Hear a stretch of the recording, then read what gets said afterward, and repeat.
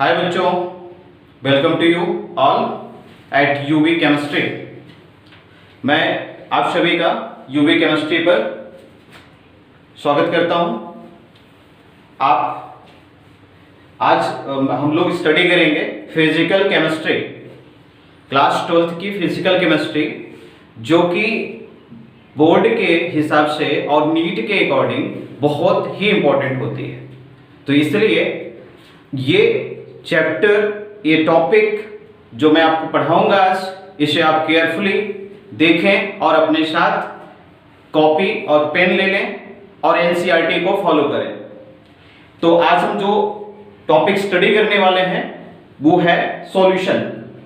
Solutions के बारे में स्टडी करने के पहले मैं आपको बता दूं कि इस चैप्टर की इंपॉर्टेंस ये है कि ये चैप्टर सीबीएसई बोर्ड में, सीबीएसई में 5 से 6 नंबर का क्वेश्चन इससे उठाता है। और ये 5 से 6 नंबर आपको गेन करने के लिए मैं आपको पूरा विश्वास देता हूं कि अगर आप एक एक वीडियो मेरा ध्यान से देखेंगे, नोट्स बनाएंगे और जो प्रॉब्लम सॉल्व करने के लिए मैं दूंगा, अगर आप उसको सॉल्व करेंगे तो ये पूरा विश्वास देता हूं मैं आपको कि आपका रिजल्ट 100% आएगा, आप फुल मार्क्स गेन करोगे। फिजिकल में मैं आपको वादा करता हूं कि आपको 23 मार्क्स की फिजिकल आती है, आपकी 23 मार्क्स की फिजिकल आती है। और मैं आपसे वादा करता हूं कि आपको 23 में से 23 मार्क्स में दिला के रहूंगा, यह मेरी जिद है। अब आपको बता दूं कि आपका ये जो चैप्टर है टॉप सॉल्यूशन, ये चैप्टर केमिस्ट्री के फिजिकल पार्ट से बिलोंग करता है और फिजिकल में ये पहला चैप्टर आपका सॉल्यूशन है। तो इस चैप्टर को आप पढ़ें और अगर आप नीट की तैयारी भी कर रहे हैं तो आप जो है आप तैयारी कर सकते हैं चैनल पे। और अगर मेरा वीडियो अच्छा लगे तो लाइक करें, चैनल को सब्सक्राइब कर लें और ये वीडियो बिल्कुल फ्री है, इसलिए अपने फ्रेंड को शेयर भी करें। तो आइए स्टार्ट करते हैं हम लोग सॉल्यूशन। और मैं सबसे पहले आपको इस चैप्टर का इंट्रोडक्शन से स्टार्ट करता हूं। इस चैप्टर को सॉल्यूशंस की बात की जाए तो सॉल्यूशन में लोग हमेशा प्योरिटी की बात करते हैं, चीजों को प्योर चाहिए, लोगों को प्योर चीजें चाहिए। लेकिन ठीक है, प्योर चीजें आपको चाहिए, लेकिन हमारी लाइफ में मिक्सचर का भी बहुत इंपॉर्टेंट है, दैट मींस सॉल्यूशंस का भी बहुत इंपॉर्टेंट है। अगर आपको सॉल्यूशंस के बारे में जानना है तो आपको एक एग्जांपल मैं देता हूं कि जैसे आप देख लें कि आपका जो ब्रश होता है, ब्रश के बारे में आपने देखा होगा कि ब्रश आपका ये मिक्सचर होता है। आपका जो मिक्सचर है ये इसमें कॉपर प्लस जिंक पाया जाता है। कॉपर और जिंक से मिला करके ब्रश बनाया जाता है। और जर्मन सिल्वर की बात करूं, जर्मन सिल्वर की बात करूं तो जर्मन सिल्वर जो होता है आपका, ये कॉपर, जिंक और निकल का मिक्सचर होता है। और ब्रॉन्ज की बात करें, ब्रॉन्ज की बात करें तो जो ब्रॉन्ज है आपका, ये कॉपर और जिंक का मिक्सचर है। तो आप एक चीज ध्यान दें, यहां पे आप देख रहे हैं कि कॉपर के साथ अगर जिंक मिक्स करते हैं तो ब्रास बन जाता है, और अगर कॉपर जिंक के साथ अगर हमने निकल मिला दिया तो ये आपका जर्मन सिल्वर कहलाता है। ब्रॉन्ज के केसेस में क्या होता है कि अगर हम लोग क्या करते हैं, कॉपर के साथ टीन को मिला देते हैं तो ब्रॉन्ज कहलाता है। दैट मींस हर मिक्सचर का कंपोजिशन, जो कंटेंट होता है वो डिफरेंट होता है। तो इसलिए जो यहां पे सॉल्यूशंस का डिफिनेशन निकल के आता है वो ये है कि सॉल्यूशन इज कंटेनिंग टू और मोर प्योर सब्सटेंस। आप देख सकते हैं कि ये एलिमेंट्स हैं और इनको आप प्रीवियस क्लासेस में स्टडी किए होंगे कि ये जो एलिमेंट्स हैं ये प्योर सब्सटेंस में आते हैं। और इनका जो मिक्सचर है जो बन रहा है, वो जिन कंपाउंड्स को बना रहा है उसे हम क्या बोलते हैं, सॉल्यूशंस कहेंगे, सॉल्यूशंस या मिक्सचर कह सकते हैं। और एक चीज ध्यान देना है कि life depend upon the composition of mixture. हमारी लाइफ में जो भी चीजें यूज होती हैं उन चीजों को हम किस प्रकार से यूज करते हैं, ये सारी चीजें डिपेंड करती हैं कि हम किसी चीज को किस तरह से यूज करेंगे। ब्रास कब कहेंगे, जर्मन सिल्वर कब कहेंगे, ब्रॉन्ज कब कहेंगे, ये डिपेंड करता है कि उसका कंपोजिशन क्या है। कंपोजिशन चेंज हो गया तो प्रॉपर्टी चेंज हो जाएगी। तो इसलिए हमारी लाइफ जो है वो कंपोजिशन ऑफ मिक्सचर पे डिपेंड करती है। अब बात करें कि लाइफ की बात हुई है तो मैं आपको एक बात बता दूं कि जो टूथपेस्ट होता है आपका, टूथपेस्ट में फ्लोराइड का प्रयोग किया जाता है।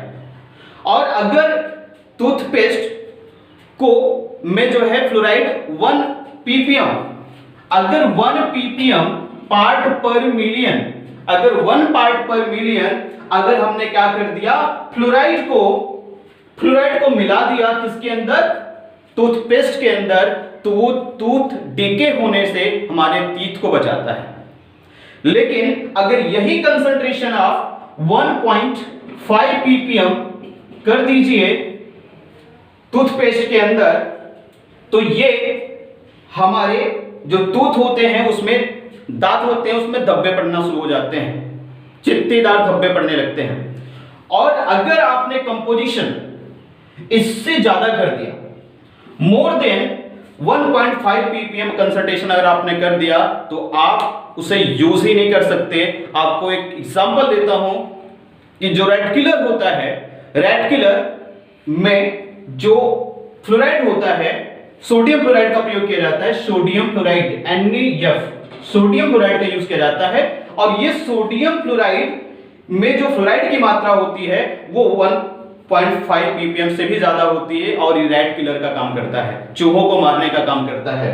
तो आप समझ गए होंगे कि सोचिए जरा कि किसी सॉल्यूशन में कंपोजिशंस का क्या महत्व है, और उसके साथ साथ जो है कंपोजिशन के अलावा एक और महत्वपूर्ण चीज आपको जो दिख रही है, उस सॉल्यूशन में जो सॉल्यूशन बन रहा है उसमें जो चीजें मिलाई जा रही हैं, उनके जो कंटेंट्स मिलाए जा रहे हैं उनकी कंसंट्रेशन भी बहुत इंपॉर्टेंट रखती है। तो मैं आपको इस चैप्टर में दोनों चीजें बताऊंगा, सॉल्यूशंस के बारे में भी स्टडी करेंगे हम लोग, और जो कंसंट्रेशन टर्म्स हैं मैं उससे भी सिखाऊंगा, आपको कैलकुलेट करना सिखाऊंगा। और अब हम लोग बात करते हैं यहां पे इस चैप्टर में हम लोगों को क्या क्या स्टडी करना है। मैं इसके बारे में आपको समझाता हूं कि कौन कौन सी चीजें होंगी जो इस चैप्टर में हमें स्टडी करनी रहेंगे। तो लेकिन देखिए, सॉल्यूशन जो होता है, सॉल्यूशन सॉलिड का भी हो सकता है, लिक्विड का हो सकता है, गैस का भी सॉल्यूशन हो सकता है। लेकिन मोस्टली हम यहाँ पे जिस सॉल्यूशन की बात करेंगे वो सॉल्यूशन लिक्विड सॉल्यूशन होगा। ज्यादातर हम लिक्विड सॉल्यूशंस की ही बात यहाँ पे करेंगे। इस चैप्टर में ज्यादा फोकस किया गया है लिक्विड सॉल्यूशन पर। अब देखिए, जो लिक्विड सॉल्यूशंस होते हैं, अब यहाँ पे हम लोग लिक्विड सॉल्यूशन, जो भी लिक्विड सॉल्यूशंस की स्टडी की जाएगी, उन किन चीजों पे स्टडी की जाएगी वो मैं आपको समझाता हूं। सबसे पहले मैं आपको समझाऊंगा इस चैप्टर में type of solution, type of solution. मैं सबसे पहले आपको टाइप ऑफ सॉल्यूशंस के बारे में बताऊंगा कि कितने तरह के सॉल्यूशंस होते हैं। फिर मैं आपको समझाऊंगा कंसंट्रेशन टर्म के बारे में, कंसंट्रेशन टर्म्स के बारे में पढ़ेंगे। फिर अगला कंसेप्ट होगा हमारा Henry law, Henry law, Henry law पढ़ेंगे।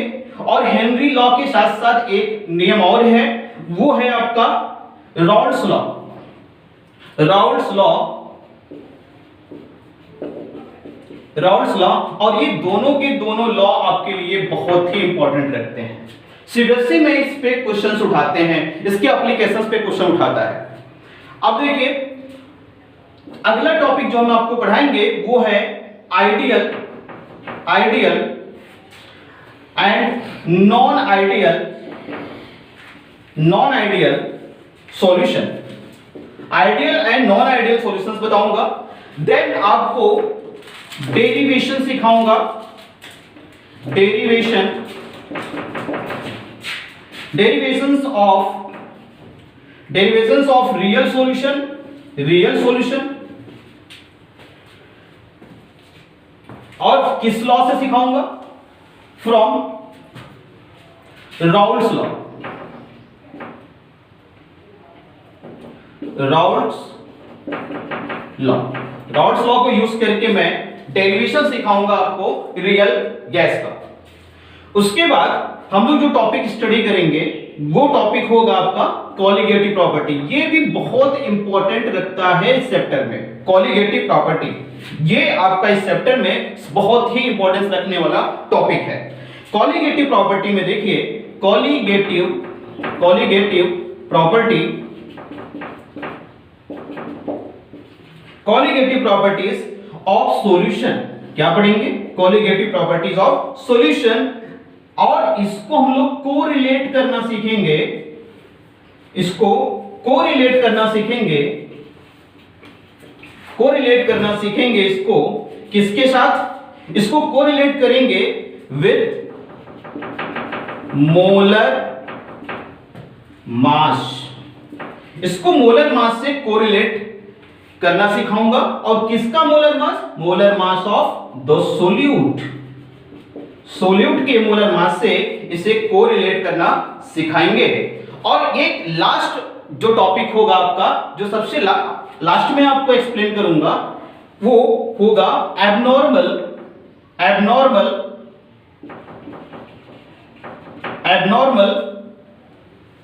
Colligative property.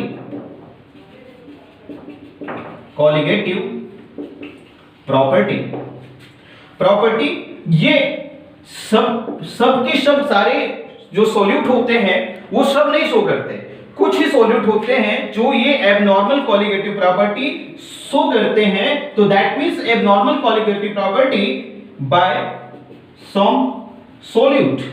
इन सारी चीजों के बारे में मैं आपको इस चैप्टर में एक्सप्लेन करूंगा एक एक करके।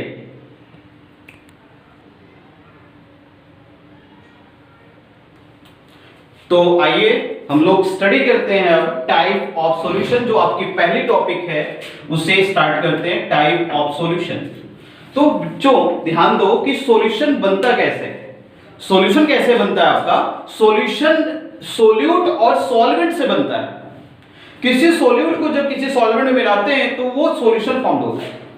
लेकिन ये जो सॉल्यूशन बनता है, ये सॉल्यूशन में जो सॉल्यूट है या जो सॉल्वेंट है वो सॉलिड हो सकते हैं, लिक्विड हो सकते हैं या फिर गैस हो सकते हैं। सॉलिड, लिक्विड या फिर गैसेस सॉल्यूशन हो सकता है। यहां पे देखिए जो सॉल्यूशन है, आपने पिछली क्लासेस में भी स्टडी किया होगा कि जो सॉल्यूशंस है जनरली आपने पढ़ा होगा होमोजेनियस सॉल्यूशन और हेटेरोजेनियस सॉल्यूशन। लेकिन मैं आपको यहां पे इस चैप्टर में आपको बोर्ड ने क्या किया है, आपको स्पेशली स्टडी करनी है होमोजेनियस सॉल्यूशन के बारे में।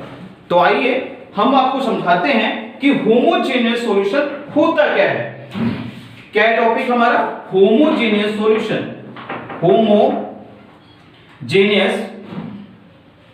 होमोजेनियस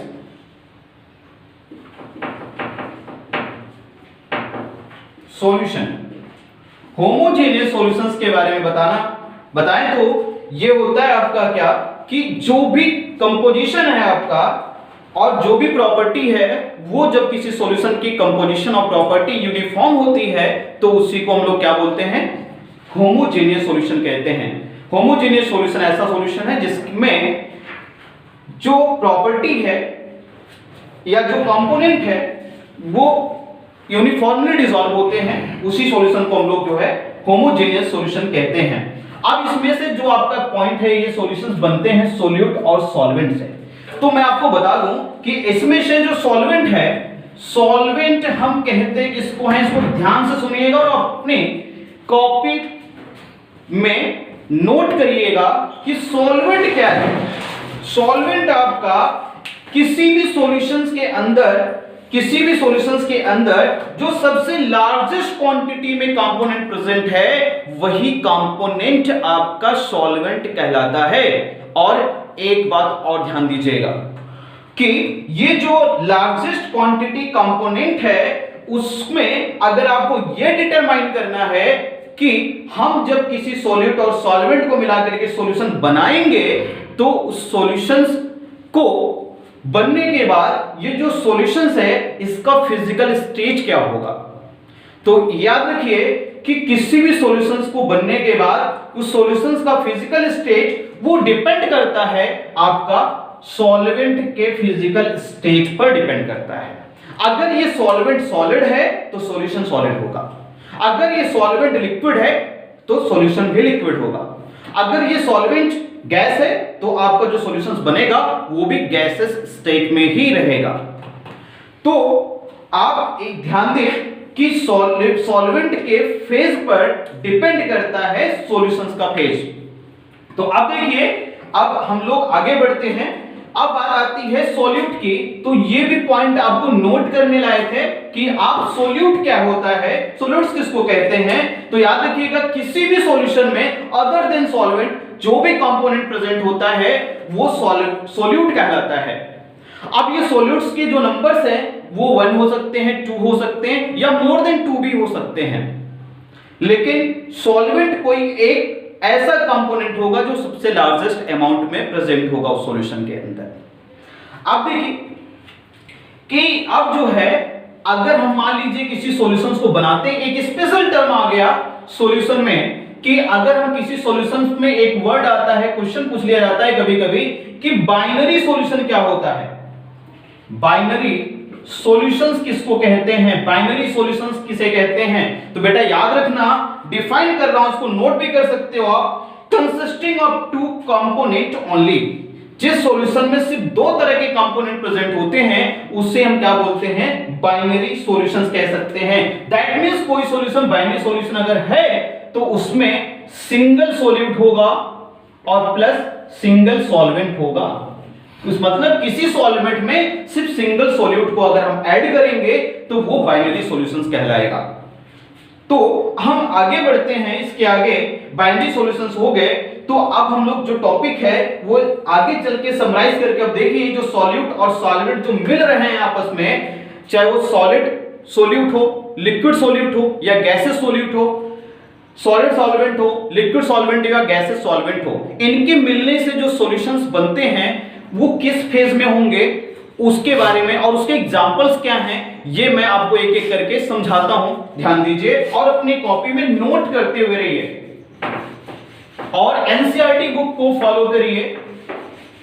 आपके मार्क्स 100% है, आप काफी अधिक मार्क्स गेन करोगे। मैं आपको पूरा फिर से बता दूं कि मैं आपसे प्रॉमिस करता हूं कि आपको फिजिकल केमिस्ट्री में 23 में से 23 मार्क्स दिला के रहूंगा। तो आइए आपको बताते हैं, टाइप ऑफ सॉल्यूशंस को समराइज करें तो आपका जो सॉल्यूशंस होता है, हम किसी सॉल्यूशंस को गैसेस, कैसा सॉल्यूशन, गैसेस सॉल्यूशन कैसे कब कहेंगे, गैसेस सॉल्यूशन, गैसेस सॉल्यूशन, किसी सॉल्यूशंस को गैसेस सॉल्यूशन कब कहेंगे। तो मैंने आपको समझाया कि गैसेस सॉल्यूशन जो होता है बेटा, अब देखिए यहां पे भी हम 3 तरह से इसको समझा सकता हूं आपको। गैसेस सॉल्यूशन जो आपके होंगे, इसमें देखिए ये हो गया सॉल्यूट का फेज, मैं यहां पे सॉल्यूट का फेज लिखूंगा और यहां पे लिखूंगा सॉल्वेंट का फेज, यहां पे सॉल्वेंट का फेज लिखूंगा, सॉल्वेंट, सॉल्वेंट का फेज लिखूंगा। अब देखिए बेटा कि जो सॉल्यूट होता है, जब जो हमारा सॉल्यूट अगर मान लीजिए हमारा गैस है, अगर सॉल्यूट गैस है तो इससे हम डिसाइड नहीं कर देंगे कि सॉल्यूशन हमारा गैस होगा, बल्कि हम ये तब डिसाइड करेंगे जब ये लिखा हो कि सॉल्वेंट भी गैस है। अगर सॉल्वेंट गैस है तो हमारा सॉल्यूशन गैसेस फेज में होगा। अब देखिए एक सॉल्यूशन और भी बन सकता है, अगर मान लीजिए हमारा सॉल्यूट क्या हो गया, लिक्विड हो गया, लेकिन अभी सॉल्यूशन ये डिसाइड नहीं कर सकता कि वो किस फेज में होगा, लेकिन अगर उसका सॉल्वेंट गैस है तो ये कंफर्म हो गया कि वो सॉल्यूशन गैसेस सॉल्यूशन कहलाएगा। अब अगला पॉइंट है, बता दो कि जैसे सपोज दैट आपने क्या ले लिया, यहां पे सॉल्यूट जो है वो आपने सॉलिड सॉल्यूट ले लिया। अब सॉलिड सॉल्यूट ले लिया तो ये गैसेस सॉल्यूशन नहीं अभी हुआ, अगर आपने सॉल्वेंट गैस यूज किया तो सॉल्यूशन आपका हो गया गैसेस सॉल्यूशन कहेंगे इसको। तो ये अब इसके एग्जांपल मैं आपको समझाता हूं कि इसका सबसे बेस्ट एग्जांपल है, जैसे नाइट्रोजन गैस में आप नाइट्रोजन गैस को ऑक्सीजन गैस में मिला दीजिए। नाइट्रोजन गैस ऑक्सीजन गैस का जो मिक्सचर होता है, आप देख सकते हैं कि ये नाइट्रोजन भी एक गैस है और ये ऑक्सीजन भी एक गैस है। तो ये दोनों गैस गैस का मिक्सचर है, यानी कि सॉल्यूट भी गैस और सॉल्वेंट भी गैस है आपकी, तो इसे हम क्या बोलेंगे, गैसेस सॉल्यूशन कहेंगे। अब अगला एग्जांपल जो इसका है मैं आपको बता दूं कि जैसे आप एग्जांपल ले लीजिए क्लोरोफॉर्म CHCl3, क्लोरोफॉर्म का फार्मूला हो गया CHCl3, ये क्लोरोफॉर्म हो गया और इसमें मिला दीजिए नाइट्रोजन गैस। तो यहां पे देखिए जो आपका क्लोरोफॉर्म है बेटा, क्लोरोफॉर्म हमेशा लिक्विड स्टेट में होता है, क्लोरोफॉर्म लिक्विड स्टेट में पाया जाता है और नाइट्रोजन गैसेस स्टेट में पाई जाती है। तो आप देख रहे हैं कि क्लोरोफॉर्म को मिलाया जा रहा है किसके अंदर, नाइट्रोजन गैस के अंदर मिलाया जा रहा है। तो दैट मींस नाइट्रोजन क्या है, गैस है आपका, तो सॉल्यूशन क्या होगा, गैस होगा। तो याद रखिए क्लोरोफॉर्म और नाइट्रोजन गैस का जो मिक्सचर होता है वो गैसेस स्टेट में पाया जाता है। अब देखिए सॉलिड इन गैस का एग्जांपल मैं बताता हूं आपको। सॉलिड इन गैस का सबसे बेस्ट एग्जांपल है, जैसे आपने देखा होगा कैम्फर। कैम्फर जो घरों में लोग जलाते हैं, पूजा करने के लिए यूज करते हैं, कपूर कह सकते हैं, कैम्फर हो गया। और कैम्फर में अगर आप क्या मिला सकते हैं, नाइट्रोजन गैस मिलाई जाती है। अब कैम्फर जो होता है बेटा ये सॉलिड स्टेट में होता है। अब कैम्फर को मिलाया किसमें जा रहा है, नाइट्रोजन में। नाइट्रोजन क्या होती है, गैस। तो आप देख सकते हैं कि ये जो सॉलिड है वो गैस में मिलाया जा रहा है। तो मैंने आपको क्या बताया कि सॉल्वेंट का फेज जो होगा वही सॉल्यूशंस का फेज होगा। तो दैट मींस ये चीज आप क्लियर कर लीजिए कि हमेशा जब भी सॉल्वेंट लिया जाए तो आप ये देखें कि सॉल्वेंट किस फेज में है, और सॉल्वेंट का फेज अगर आपको क्लियर है तो आप सॉल्यूशन का फेज बता सकते हैं। और गैसेस सॉल्यूशन होने के लिए ये इंपॉर्टेंट है कि सॉल्वेंट का फेज हमेशा गैसेस होना चाहिए। तो ये हो गया गैसेस सॉल्यूशंस के बारे में। ऐसे मैं आपको लिक्विड सॉल्यूशंस और सॉलिड सॉल्यूशंस के बारे में बताने जा रहा हूं, तो इसको आप नोट कर लीजिए और एनसीईआरटी को फॉलो करते हुए रहिए और अपने नीट के सिलेबस को भी देखिए और उसके क्वेश्चन सॉल्व करिए। और मैं आपको नीट और सीबीएसई के क्वेश्चंस आगे चल के सॉल्व करवाऊंगा। अभी टॉपिक कवर कर लेंगे तो हम लोग आगे चल के क्वेश्चन सॉल्व करेंगे। तो अब आता है हमारा लिक्विड सॉल्यूशन, लिक्विड सॉल्यूशंस। अब देखिए यहां पे लिक्विड, सेम वही कंडीशन लिक्विड सॉल्यूशंस के बारे में भी हम कह सकते हैं। अब लिक्विड सॉल्यूशन में मान लीजिए सॉल्यूट यहां लिख देता हूं और यहां लिखता हूं सॉल्वेंट। सॉल्वेंट की बात करते हैं। तो आप देखिए जो लिक्विड सॉल्यूशन है, अब मान लीजिए आपने सॉल्यूट लिया, क्या, गैस ले लिया। अब लेकिन लिक्विड सॉल्यूशन बनाना है तो हमेशा सॉल्वेंट क्या लेना पड़ेगा, लिक्विड। ये बात बहुत ध्यान देने वाली है। सॉल्वेंट क्या लेना पड़ेगा आपको, लिक्विड सॉल्वेंट लेना पड़ेगा। अब देखिए एक और चीज कर सकते हैं हम लोग, यहां पे हम लोग क्या ले सकते हैं, सॉल्यूट लिक्विड भले ले लें, लेकिन हमें सॉल्वेंट भी अभी क्या लेना है, सॉल्वेंट अभी भी हमें लिक्विड ही लेना है, क्योंकि हमें सॉल्यूशन क्या बनाना है, लिक्विड सॉल्यूशन। अब अगर हमने क्या किया, सोल्यूट ले लिया सॉलिड, तो अभी भी मुझे अगर लिक्विड सॉल्यूशन बनाना है तो मुझे क्या करना पड़ेगा, सॉल्वेंट लिक्विड लेना पड़ेगा। सॉल्वेंट अभी भी लिक्विड लेना पड़ेगा, तभी अगर सॉल्वेंट लिक्विड रहेगा तभी हम इसको लिक्विड सॉल्यूशंस कहेंगे। अब देखिए इसके एग्जांपल समझाता हूं मैं आपको। देखिए आपका लिक्विड सॉल्यूशंस का सबसे पहला एग्जांपल है, जो गैस इन लिक्विड का एग्जांपल है, ये है आपका ऑक्सीजन गैस जो होती है वो वाटर में डिसॉल्व हो जाती है। आपने पढ़ा होगा बायो ऑक्सीजन डिमांड, बीओडी, जिसमें ये पता किया जाता है कि कितना ऑक्सीजन वाटर के अंदर डिसॉल्व होता है। तो दैट मींस ऑक्सीजन वाटर में डिसॉल्व हो जाती है, जिससे एक्वेटिक एनिमल्स अपनी लाइफ सर्वाइव करते हैं। तो आप ये एग्जांपल है जो ऑक्सीजन वाटर में डिसॉल्व हुई है, वो लिक्विड सॉल्यूशंस का एग्जांपल है। देखिए हम लोग देखते हैं अब liquid plus liquid, liquid and liquid solution, यानी कि सोल्यूट लिक्विड होना चाहिए। इसका एग्जांपल है, आप बहुत ही कॉमन एग्जांपल है, रोड से आप लोग घूमते हुए भी देखते हैं आप ड्रिंक करके, तो वो करते क्या हैं, वो अल्कोहल लेते हैं। कैसा अल्कोहल लेते हैं, एथेनॉल। एथेनॉल को किस में मिलाते हैं बेटा? एथेनॉल को वाटर में मिलाते हैं। तो आप देखिए कि एथेनॉल क्या है आपका? लिक्विड होता है, और वाटर भी क्या है आपका? लिक्विड होता है। यानी कि लिक्विड इन लिक्विड का एग्जांपल हो गया। इसका मतलब जो अल्कोहल ड्रिंक करते हैं लोग, वो कैसा सॉल्यूशंस होता है? लिक्विड सॉल्यूशंस में आता है। और वो किस टाइप का लिक्विड सॉल्यूशंस होता है? लिक्विड इन लिक्विड सॉल्यूशंस होता है। अब आता है अगला एग्जांपल आपका, वो है सॉलिड इन लिक्विड का। सॉलिड इन लिक्विड का सबसे बढ़िया एग्जांपल होता है कि गर्मी के दिनों में डिहाइड्रेशन फील करते हो, एनर्जी लॉस होने लगती है, वीकनेस फील करते हो, तो ग्लूकोन डी पीते हो। और वो जो ग्लूकोन डी होता है उसमें क्या पाया जाता है? ग्लूकोज पाया जाता है। ग्लूकोज कैसा होता है बेटा? सॉलिड होता है, सॉलिड के फॉर्म में रहता है आपका, और आप उसे करते क्या हो? वाटर में मिक्स कर देते हो। तो इसका मतलब वाटर तो हो गया क्या? लिक्विड, और ग्लूकोज हो गया आपका सॉलिड। तो सॉलिड को आपने क्या किया? लिक्विड में मिला दिया। आप देख रहे हो कि आपकी सॉल्वेंट का जो फेज है वो क्या है? लिक्विड स्टेज में है। दैट मींस जो सॉल्यूशन हमारा बनेगा वो लिक्विड सॉल्यूशंस होगा, और इस सॉल्यूशंस को, लिक्विड सॉल्यूशंस को हम लोग सॉलिड इन लिक्विड सॉल्यूशंस कहेंगे। अब हमारा आज के लेक्चर्स का लास्ट टॉपिक मैं स्टार्ट करने जा रहा हूं, सॉलिड सॉल्यूशंस। तो अब देखते हैं हम लोग और स्टडी करते हैं सॉलिड सॉल्यूशंस के बारे में। अब मैं आपको सॉलिड सॉल्यूशंस के बारे में समझाने जा रहा हूं। सॉलिड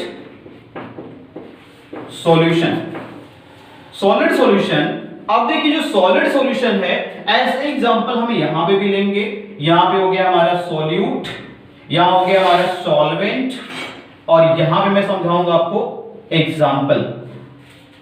तो अब देखिए बेटा यहां पे हमारा जो सॉल्यूट है, अगर मान लीजिए हमने सॉल्यूट गैस ले लिया, सॉल्वेंट हमें क्या लेना पड़ेगा?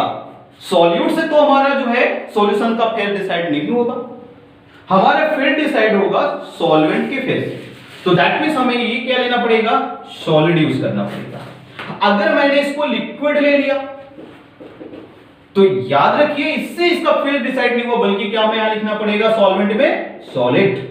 अगर मैंने इसको क्या लिख दिया? सॉलिड, तो ये अभी सॉलिड आने से सिर्फ सॉलिड नहीं बन गया, बल्कि जिसमें सॉलिड होना चाहिए तब ये सॉलिड कहलाएगा।